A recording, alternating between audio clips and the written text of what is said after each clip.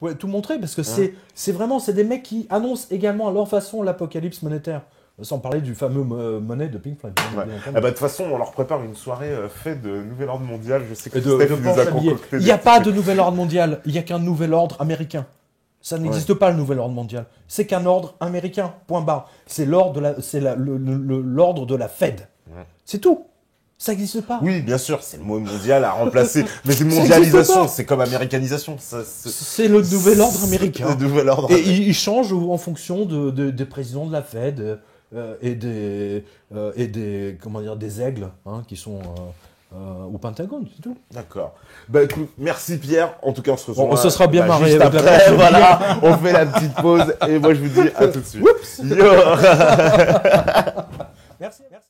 Voilà, donc de retour, on va dire après cette émission avec Pierre Jurinovic, bien dense en informations sur, évidemment, basé sur son livre 666, hein, vraiment, pour moi, comme je lui ai dit, hein, même s'il n'était pas venu dans l'émission, je leur ai dit à l'antenne, c'est une bombe le livre et vraiment, c'est une mine d'informations, quoi, vraiment une mine d'informations pour comprendre la Fed, comprendre l'histoire qu'a mené le XXe siècle et cet empire américain, comment il fonctionne, quelles sont ses bases, puisque le dollar est le pivot de toute cette puissance, et qu'évidemment, le dollar s'effondrant, la puissance américaine, on passe dans une nouvelle ère. Et les Américains, donc, ont passé donc, tout ce XXe siècle à dépouiller l'or des pays et faire de nous, effectivement, des esclaves, vous voyez, parce que nous travaillons, hein, nous sommes devenus, hein, chaque jour, vous levez, pour travailler pour cette Fed, pour qu'on puisse acheter des dollars, acheter du pétrole hein, et des produits américains. Donc vraiment, c'était ce livre, en tout cas, m'a beaucoup marqué. Voilà, il y a plein de questions. Alors, on n'a pas pu répondre à toutes les questions, vous l'avez bien compris, comme hein, bon, bah, Pierre, il devait bouger, il ne pouvait pas rester comme ça de tout le temps. Bon, bah, nous aussi, on aurait aimé le garder jusqu'à minuit. J'avais encore plein de questions à le poser. J'ai dit, mais vous aussi, il y avait des listes de questions interminables. Mais c'était, je pense, intéressant quand même de revenir dessus et de pouvoir s'expliquer. Voilà, on me dit, il est calé ce Jovanovic. Euh, voilà. Euh, on me dit, ouais, vous, il a foutu la merde avec ses billets. Ça c'est évidemment, on me dit ça. Bon, au moins, on s'en rappellera. Je veux dire, l'émission, là, elle va rester dans les annales, c'est clair. On me dit, je suis content de l'avoir vu. Il a laissé son bazar. Je suis content de l'avoir vu à Meta TV. Ouais, bah nous aussi, mais il était déjà venu. T'aurais pu lui poser plus de questions. Les métatos avaient soif de réponses. Ah bah mon cher psychoquack, j'ai tenté en plus. Vous avez bien vu, Pierre, il est bavard. Il faudrait faire des émissions plus longues. Hein. Lui en plus, qui est un habitué d'ici et maintenant, lui c'est plutôt, c'est vrai, des émissions de 3-4 heures, parce qu'on avait encore plein de choses à dire, hein, pour parler de tous les exemples, parce que dans son livre, il est vraiment très précis.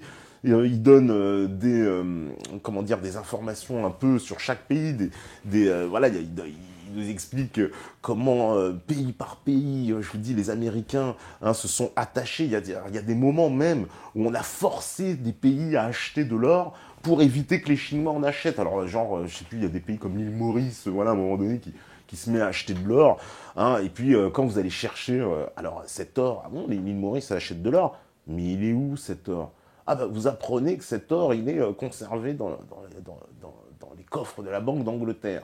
Alors là, tout d'un coup, on devient un peu plus suspect, hein, parce que c'est un peu comme les Américains qui sont incapables de montrer l'or, hein, parce que vous savez, il y a le problème des Allemands, alors on n'a pas eu le temps de développer à fond aussi, c'est pareil, parce que chaque cas, vous voyez, c'est tellement important cette affaire au niveau des Allemands, on sait que les Allemands ont demandé, hein, vous savez, comment dire, l'audit hein, de l'or qui a été mis en réserve après la Seconde Guerre mondiale, et ils ont demandé le rapatriement de cet or. Justement, la Fed a été incapable, hein, dans un premier temps, de fournir une réponse, à tel point que les autorités allemandes, les dirigeants allemands, ont porté l'affaire en place publique, etc. Il y a une grosse pression, hein, à tel point que les Américains ont dû répondre finalement, ah bah oui, on peut pas vous donner votre or, mais on va vous le donner dans 7 ans. Et puis finalement, ils ont été obligés de fournir quand même une partie de l'or, alors qu'il était loin en plus de ce que les Allemands avaient demandé. Mais à l'analyse de cet or, ça on l'a évoqué avec Pierre, que bah justement, l'or était de 18 carats et non pas de 24, et en plus, il n'était plus pur à 999%, mais à 991%, donc hein, c'est de la saloperie qu'on leur a filé hein, à la place, hein, c'est vraiment ça. Donc du coup, les Allemands ont fini même par lâcher l'affaire, voilà. On me dit, salut Tepa, quel a été pour toi l'élément qui t'a permis de t'éveiller? C'est Gendai qui me dit ça.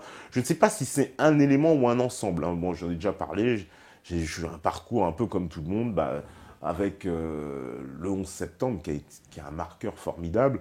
Hein, c'est le marqueur absolu, le premier marqueur, et dans lequel tout s'englobe, tout s'enchaîne. En particulier, la grande étape ensuite, c'est la Constitution européenne de 2005. Hein, donc le référendum et sa réaction après, évidemment en 2008, quand le référendum passe. Moi, c'est là que je me suis dit, c'est vraiment foutu, il faut vraiment s'engager, parce que si on ne s'engage pas, eh ben, on laissera passer devant nous l'occasion historique et ce qui est en train de se passer sous nos yeux. Hein, parce que, voilà, j'ai toujours pensé, mais comme beaucoup d'entre vous, que à force qu'on soit informé, il faut, à un moment donné, prendre les décisions. Hein, on est informé, oui, on s'informe, on prend de l'information, et qu'est-ce qu'on en fait hein, de cette information? Qu'est-ce qu'on en déduit? Quelles sont les conséquences? Et je pense qu'à un moment donné, on a envie de s'engager, on a envie d'agir. Hein, parce qu'on est suffisamment informé, on a suffisamment d'informations, même si on continue dans la récolte d'informations, mais on en a suffisamment pour, en tout cas, penser que, voilà, il faille faire quelque chose. Alors, quel que soit l'engagement d'ailleurs.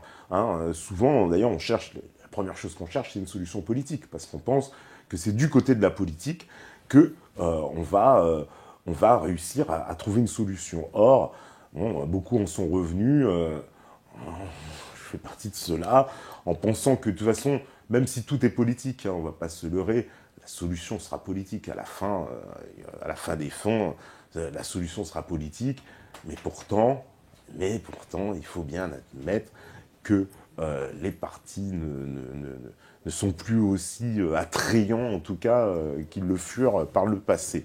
Voilà, donc on a dit que c'est l'autre caméra, en fait. Voilà.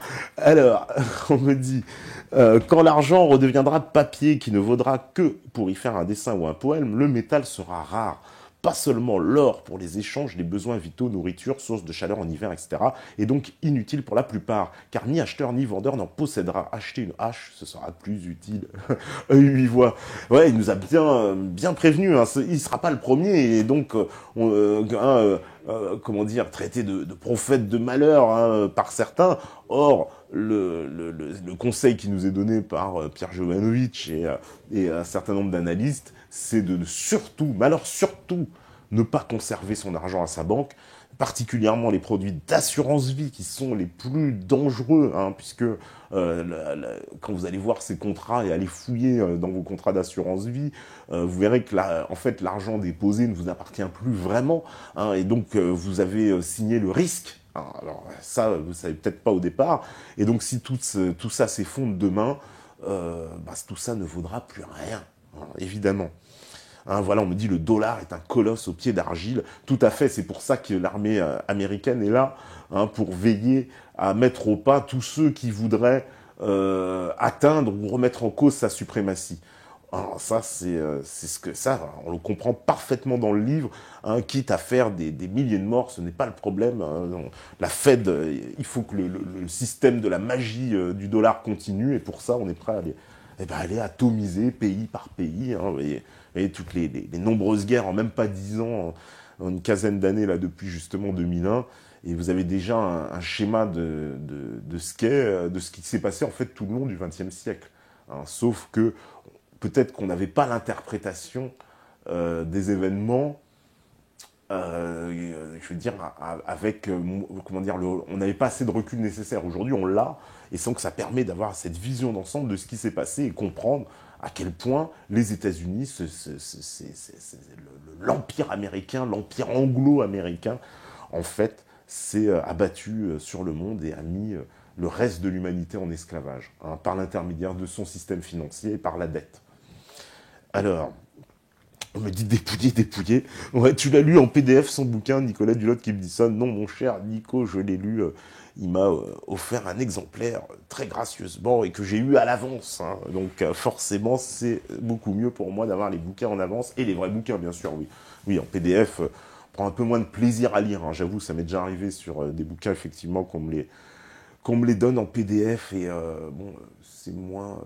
C'est quand même moins attrayant de lire sur un ordi que d'avoir un objet dans les mains, hein. Ça c'est clair. Alors, qu'est-ce qu'on me dit encore? Imaginons qu'on arrive à investir dans les métaux précieux et pourquoi pas un lopin de terre.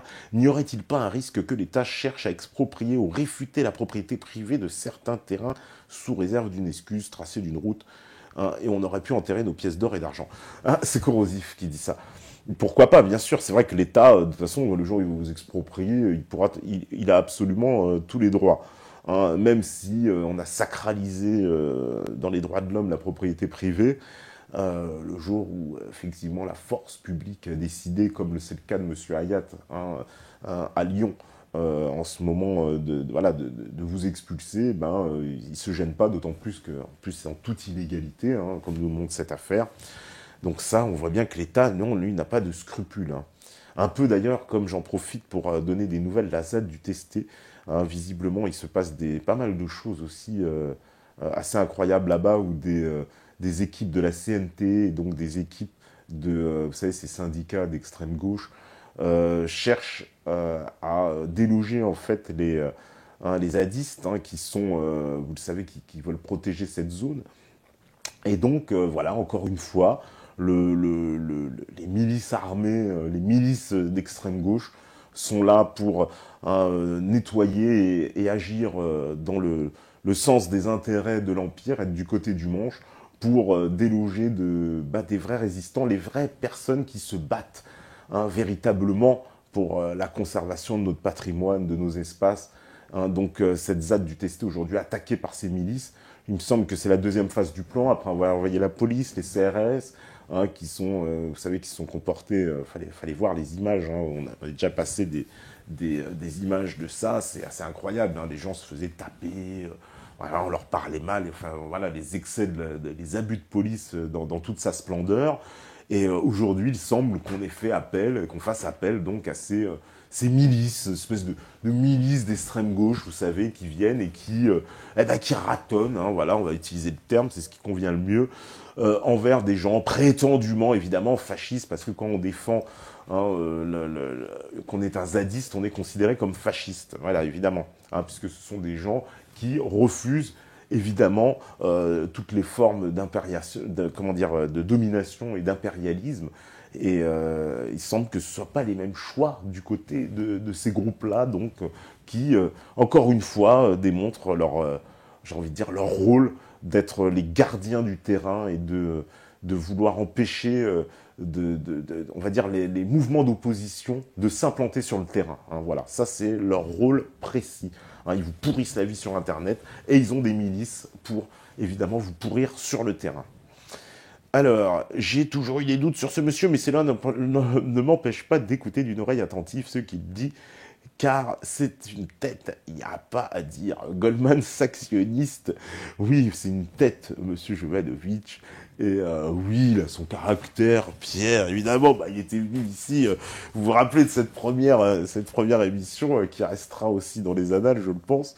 Voilà, donc c'est quelqu'un effectivement de très haute qualité journalistique et encore une fois, il nous a, avec je pense son livre, donné énormément d'informations. Il l'a dit lui-même, mais moi je l'ai senti, hein, que c'était un peu un bouquin qui synthétisait un peu beaucoup de ses travaux depuis des années, beaucoup de ses travaux aussi bien dans le domaine économique financier, mais le parallèle qu'il fait avec évidemment la mystique, hein, qui s'accole à ça.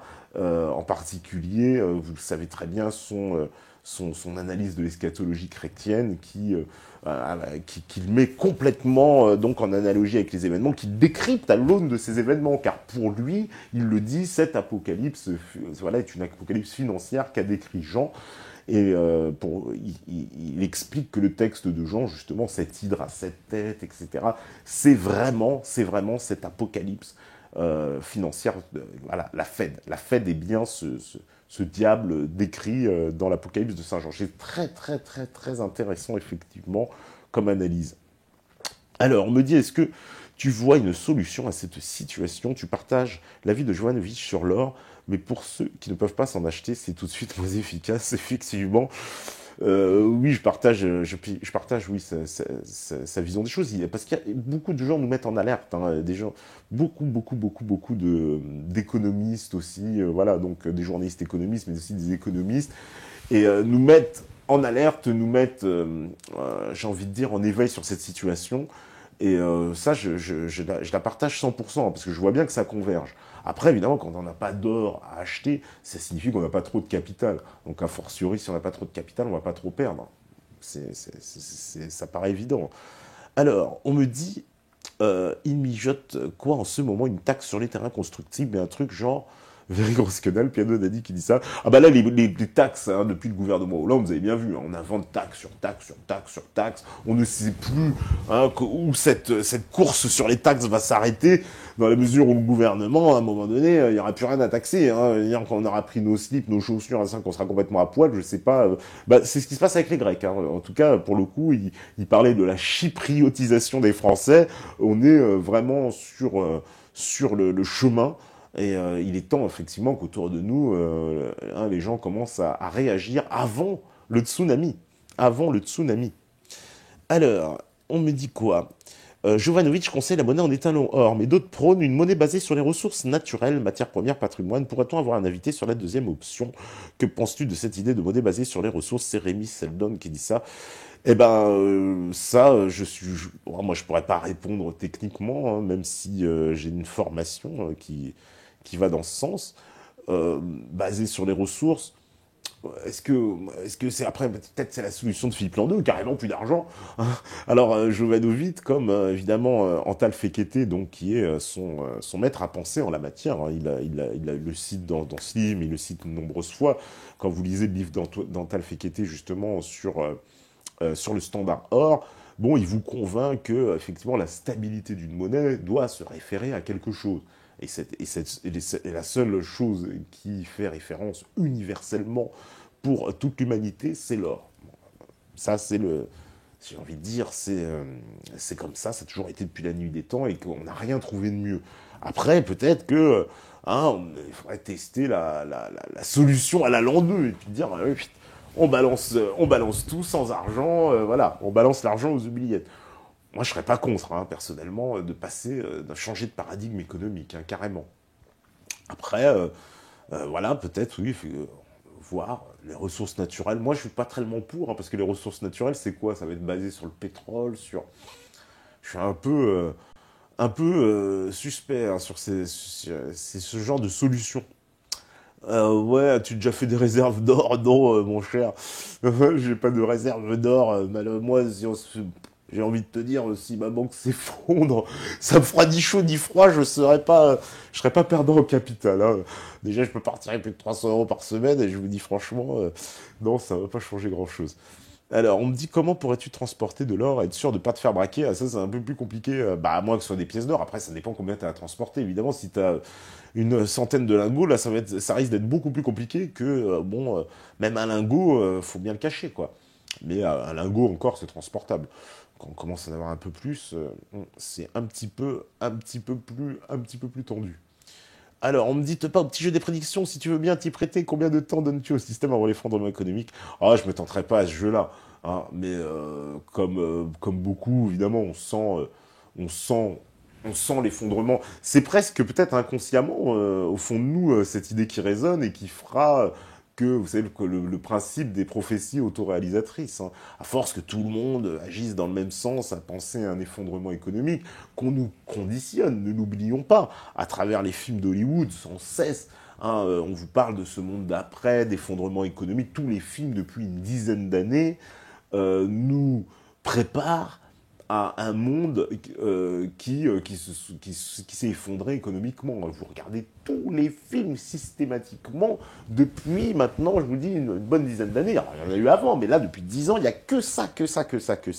Ce sont systématiquement, vous en sort plusieurs par an, où on vous présente un monde d'après dans lequel il y a eu un effondrement économique et évidemment on se retrouve, alors ça vaut aussi ça vaut pour les séries hein, bien évidemment, et il n'y a que ça, que ça, que ça. Et les séries les plus, je veux dire, ça part même dans des séries de science-fiction hein, des fois, mais la situation même dans la science-fiction part du postulat de cet effondrement économique du monde qui précède souvent ensuite un grand conflit militaire de nature nucléaire, bien évidemment, qui réduit à néant toute chance comment dire, de survie pour la majorité de la population et confronte les survivants dans un monde d'après, dans les règles, dans laquelle il n'y a plus de règles justement, dans laquelle hein, la déstructuration sociale est à son comble, puisqu'on reviendrait donc presque à l'âge de pierre avec en tentant d'avoir les réminiscences de technologie. Et ça, c'est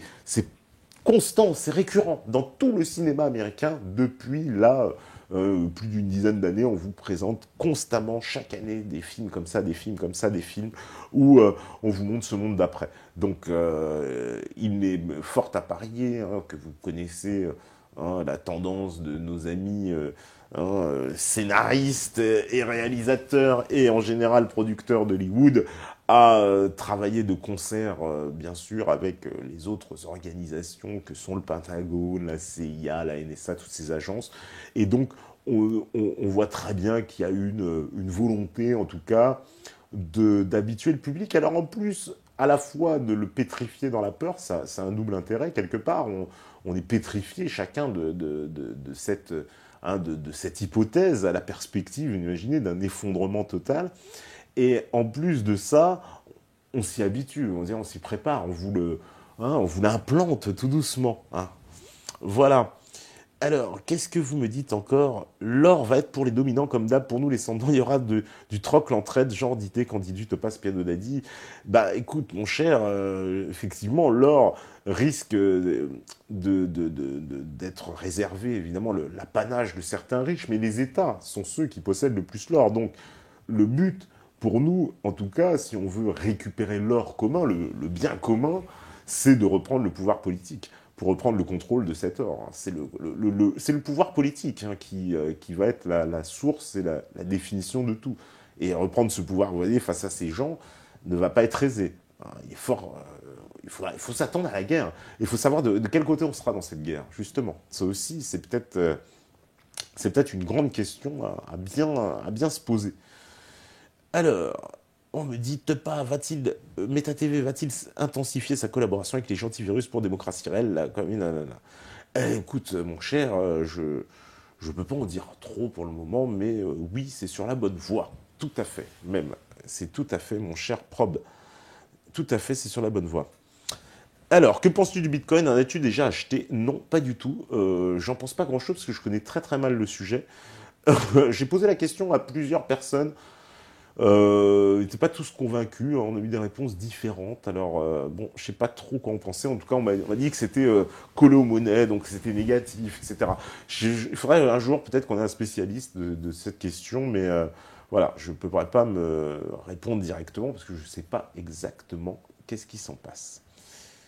Voilà. Alors, qu'est-ce que vous me dites? La France arrive dans l'état du Portugal, Grèce ou Espagne en termes de chômage et de misère. Ne penses-tu pas qu'on a un risque important de voir des confrontations du type de ce qui s'est passé au Liban ou dans les Balkans? C'est-à-dire une confrontation entre communautés. C'est Viriato.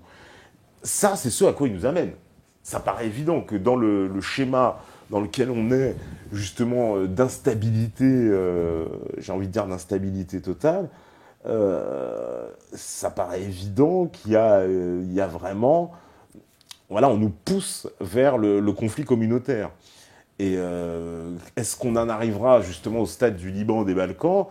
Pour le moment, en tout cas, tout va dans le sens d'attiser ces tensions communautaires, d'attiser ces haines. Bon, évidemment, les événements ne sont pas là pour amoindrir les choses. Hein. Les Charlie et tout ça, ça tombe très très bien.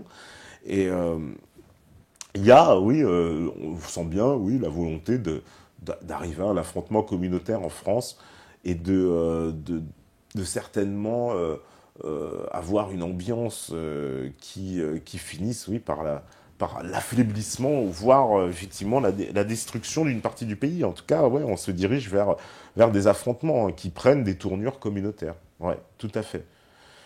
Y a-t-il seulement assez d'or pour que tout le monde ait son pécule en or ou en argent sur Terre en gardant à la louche 100 000 tonnes d'or sur Terre et 7 milliards d'humains, ça fait genre 14 grammes d'or chacun. Ça, c'est Rémi qui a fait la conversion, hein. Et effectivement, mais l'or correspond après. C'est pas tout à fait comme ça, parce que en fait, oui, ça correspondrait à une valeur théorique comment dire sur un billet, quoi. Après, il y a une forme d'inflation, c'est-à-dire voilà aussi la monnaie qui doit réguler sa valeur. Je sais pas, en tout cas, une chose est claire, ça c'est ce que tous les économistes un peu décalés aussi s'accordent à penser, mais après ce sont les faits, c'est que les périodes en tout cas où l'étalon or et le standard or a existé ont trouvé plus de prospérité économique et de stabilité économique. Voilà. Après, est-ce que justement c'est vraiment souhaitable? Moi, j'ai le sentiment qu'en tout cas, à l'heure actuelle, ce sera un peu plus souhaitable pour mettre de l'ordre un petit peu là-dedans. Parce qu'une monnaie qui ne repose sur rien, de toute façon, vous voyez où ça nous mène, c'est évident. Puisque vous avez la possibilité d'acheter la terre entière, ben, qu'est-ce que vous allez faire? Vous allez l'acheter.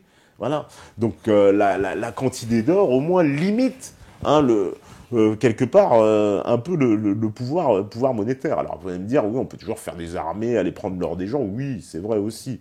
Mais c'est un petit peu plus compliqué.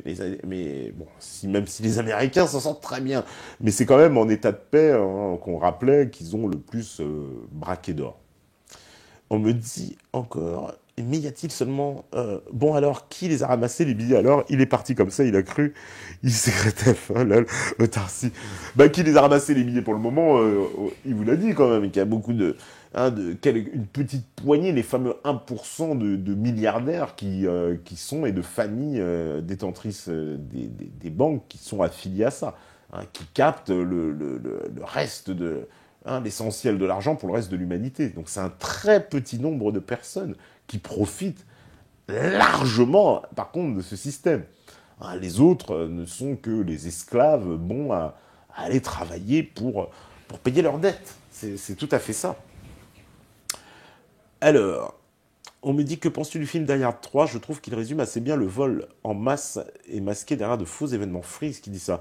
Oui, je me rappelle plus tout à fait du scénario, mais effectivement, les peu de souvenirs que j'en ai, ça ressemble beaucoup à ce qu'il raconte dans le livre, hein, où à chaque fois, évidemment, les États-Unis qui arrivent dans un pays, la première chose qu'on fait, c'est qu'on va à la banque centrale, puis on prend l'or, hein. C'est comme ça que ça se passe. Et nous aussi, on l'a fait. Il a bien fait de le rappeler, la France a eu le même comportement en Afrique, hein. C'est pas pour rien d'ailleurs qu'on s'est retrouvé deuxième pays, hein, possédant le plus d'or, hein, au moment des accords de Bretton Woods. On était le deuxième plus grand, la deuxième plus grande réserve d'or mondiale, après les États-Unis. C'est pour vous dire. Hein, donc, que je sache, c'est pas les mines d'or de France, hein, qu'on remplit les caisses de la banque, mais plutôt celles du Mali ou de la Côte d'Ivoire. Alors, on me dit, acheter de l'or, car il est bon marché, ratio supérieur à 70 poids d'argent pour un poids d'or, le ratio normal est de 15. En effet, il est moins cher qu'en 1980. De plus, sa quantité totale d'argent disponible est inférieure à ce qu'elle était au XVIe siècle, malgré les 22 500 tonnes extraites chaque année. On consomme plus d'argent qu'on en extrait depuis plus de 40 ans, du coup les stocks ne suffisent plus à satisfaire la demande. Enfin, on sait que dans moins de 10 ans, on aura exploité toutes les ressources disponibles. Bon, ça voit, c'est clair. L'argent, oui, on en consomme plus. Oui, c'est vrai que l'argent, on l'utilise dans tous dans tout le domaine de l'électronique et de la haute définition. Donc, c'est une ressource très prisée. En tout cas, au moins, si on achète des pièces d'argent, on sait qu'elles auront une énorme valeur, hein. Voilà. Alors, on me dit, as-tu pensé à inviter le docteur Laurent Alexandre, spécialisé en informatique, qui serait beaucoup plus du transhumanisme? Oui, bah non, pas du tout, mais pourquoi pas. L'effondrement économique est-il bon pour l'agenda du nouvel ordre mondial? Ah, ça c'est une question intéressante, ça, Liberty. Est-ce que l'effondrement économique est bon pour eux? Moi, quelque part, j'ai envie de dire que l'effondrement économique, il ramènera le chaos. et que, on connaît leur formule, hein, leur adage ordo ab chaos. Hein. Donc, l'ordre naît du chaos. Donc, quelque part, dans le chaos, ils tireront leur marron du feu. Ils tireront leur marron du feu, même si, en plus, ils auront tout fait pour nous amener à ce chaos. Alors après, c'est quoi? C'est un chaos contrôlé, effectivement, parce qu'on voit que, que ce soit du côté de la Fed ou du côté de la Banque Centrale Européenne, je pense pas qu'il y ait comme objectif absolu, en tout cas pas tous les fonctionnaires, même si peut-être leur dirigeants c'est autre chose, mais de nous amener dans une situation qui pourrait paraître impensable, improbable. Imaginez la France, vous réveillez demain matin, c'est terminé. Votre carte bleue ne passe plus dans les distributeurs, ne passe plus, voilà, vous ne pouvez plus payer. Eh bien, ça, c'est certainement un des scénarios auxquels il faut s'attendre. Malheureusement, et ça, là, sans jouer les oiseaux de mauvais augure, mais c'est ce qui s'est passé dans un certain nombre de pays européens. Vous voyez, le dernier en date, c'est Chypre. Donc, vous savez qu'ils ont bloqué les banques pendant une semaine et puis qu'ils ont annoncé ça, la fermeture, le week-end, de façon à ce que vous soyez complètement bloqué et vous ne puissiez pas aller retirer votre argent. Je pense bien que, malheureusement, un scénario à la chypriote est largement envisageable en France. Alors là, comment dire, ce serait un véritable tsunami, si j'ose pas dire un tremblement de terre à la fois et un ouragan. En tout cas, parce que j'ose pas imaginer, quoi. On va sortir l'armée dans les rues, je sais pas, la police va devoir tirer sur la population. Je sais pas comment, effectivement, la France, un gros pays comme la France, pourrait se sortir d'une situation comme celle-là. Alors, on me dit, une amie m'a dit que la Banque de France se remet à faire des francs. Qu'en penses-tu? Info, intox. Écoute, j'ai eu la même info, mon cher Giguil. Je ne peux pas savoir si c'est de l'intox, mais j'ai eu exactement la même info parce qu'il y a quelque chose qui a fuité de la part d'un journaliste, effectivement, qui a relaté ça. C'est pas la première fois qu'on entend ça. Il paraîtrait même que les Allemands aussi, on le savait que c'était déjà il y a plusieurs, après 2008, c'était en 2009, quelque chose comme ça. L'Allemagne, elle aussi, avait fait commande de marques. On savait qu'on était au bord de l'explosion de l'euro. Après tout, pourquoi pas? Pourquoi en plus, on en parle beaucoup. Vous avez vu à quel point la presse, qui est aussi notre thermomètre, vous savez, la presse, elle, n'a cessé de nous parler de l'effondrement de l'euro, de la fin de l'euro, de scénarios catastrophes. Il s'efforce même de faire des vidéos. Je m'efforcerai d'ailleurs de vous en présenter une, justement, sur lesquelles on vous parle. C'est la propagande totale pour que l'euro se conserve dans les têtes et qu'on vous fasse, on va dire, fantasmer en tout cas de façon anxiogène sur une sortie de l'euro afin de vous décourager, de vous ôter toute pensée qui pourrait aller dans ce sens. Voilà à quoi servent les deniers de la Commission européenne qui est en train de vaciller véritablement sur ses bases pour pouvoir faire ce genre de film gros budget pour défendre l'euro. C'est évident. Alors, on me dit, pourquoi cautionne-t-il de nous mener vers le chaos et de faire subir ça aux autres? Clairement, on va vers le chaos par la nature même du système. Comme il a décrit, ce système, par nature, nous emmène au chaos. Par nature, nous emmène à la guerre et à la confrontation. Est-ce qu'ils trouvent un intérêt à tout ça? Oui, pour eux, le seul moyen de se régénérer, presque, c'est dans une troisième guerre mondiale. On l'a bien compris. On était déjà au bord de la crise à la deuxième guerre mondiale. Vous savez, 1929, c'est déjà le chaos total. Et ce chaos installé à cause intrinsèquement de ce système bancaire qui fait tourner comme ça une planche à billets qui ne repose sur rien. Et donc, on arrive à la Deuxième Guerre mondiale. Et il est fort à parier qu'effectivement, on se dirige vers une Troisième Guerre mondiale pour les mêmes causes, pour les mêmes raisons, et malheureusement peut-être avec des conséquences encore plus sérieuses. Voilà. Alors, qu'est-ce qu'on me dit encore? Crois-tu que Jovanovic a réellement arrêté une balle au ralenti comme il le prétend? Je n'en sais rien. Autarcie, je ne connais pas cette anecdote. Peut-être, on aurait pu lui poser la question, c'est vrai.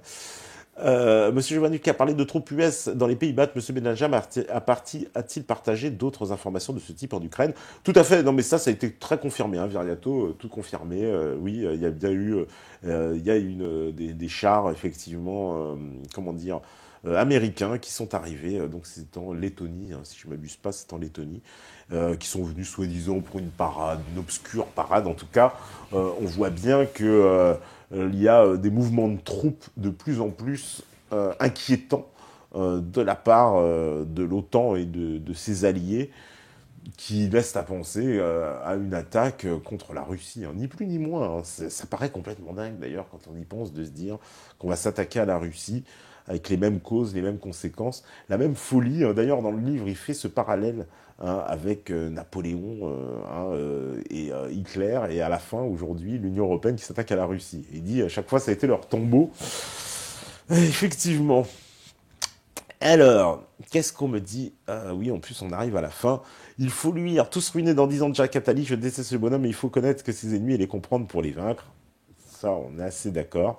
J'ai vu le témoignage d'un mec qui aurait discuté avec une journaliste reportant la même chose sur les francs et la Banque de France. Oui, on a tous lu le même article, probablement. Selon lui, il avait demandé à Olivier Berrurier qui pensait que c'était plutôt une rumeur. Voilà. Évidemment, pas de confirmation, info, intox, on ne sait pas. Avant de rendre l'antenne, vas-tu laisser fuiter des informations sur les prochains invités de Meta TV? Ma curiosité me dévore. Oh non, on peut pas tout dire. On peut pas tout dire. On va pas dévierger comme ça tout de suite. La marchandise doit se détruire à un moment donné pour repartir. Si je me souviens de ce que disait Francis Cousin, les US ne peuvent pas attaquer la Chine puis la Russie. Les US ne peuvent pas attaquer la Chine puis la Russie.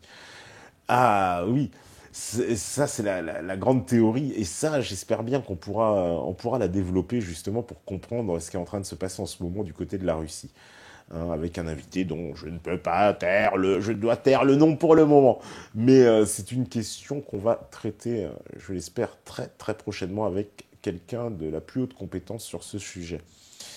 La parade, ce sera quand les USA tireront sur la Russie. Ah bah ça, ce sera le déclenchement d'une troisième guerre mondiale. Hein. Les USA qui tirent sur la Russie, nous entre deux, et puis qu'est-ce qu'on va faire? On va envoyer le Charles de Gaulle ou je sais pas quoi.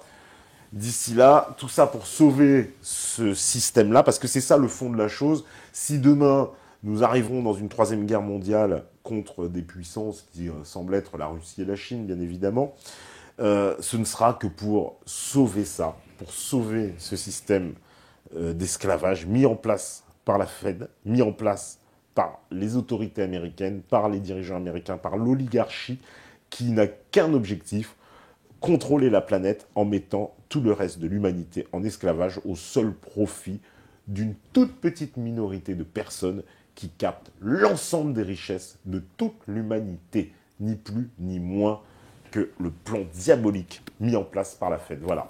C'est... en tout cas, si vous avez l'occasion de lire ce livre, je pense qu'on y apprend beaucoup et que ça vaut parfaitement le coup de se plonger pour en apprendre un peu plus sur notre histoire du XXe siècle, car vous savez, comme disait Orwell, qui contrôle le passé contrôle le présent, qui contrôle le présent contrôle l'avenir. Et donc, si on ne comprend pas les événements passés, justement à la lumière du recul qu'on peut avoir aujourd'hui, on aura beaucoup de mal à comprendre ce qui nous arrive aujourd'hui et à quelle sauce on va être mangé demain. Voilà. En tout cas, moi, je vous dis merci à tout le monde. Voilà, Edved, il me dit top a good night. Donc, Piano Daddy, Psycho Quack, Alien, Fange de Brie, Imer Bass, DC Tounsi, il y a qui encore? Il y a Viriato, il y a Rémi Seldon, Otarsi, Freeze, Métassor, Colcose, l'ami Quaquette, Snipe, voilà, en plus il y a nos modératrolls qui sont toujours là, Gaspard et Rénuit, La Révolte, Libertad et Papa Troll, bien sûr, la régie, il y a Mika, il y a Steph, il y a DJ Premier on the mic, voilà, en tout cas, voilà, Galmon Sassionis, Panzer Steph, Black Swinger, Quacky, C'est fini, Julio, Age, voilà, Octopus Libre, ben en tout cas, merci à vous, parce que ce soir, hein, on a fait trembler les murs, et vous savez très bien que si vous écoutez ce message, c'est que vous êtes la résistance. Ciao, ciao, ciao, à demain!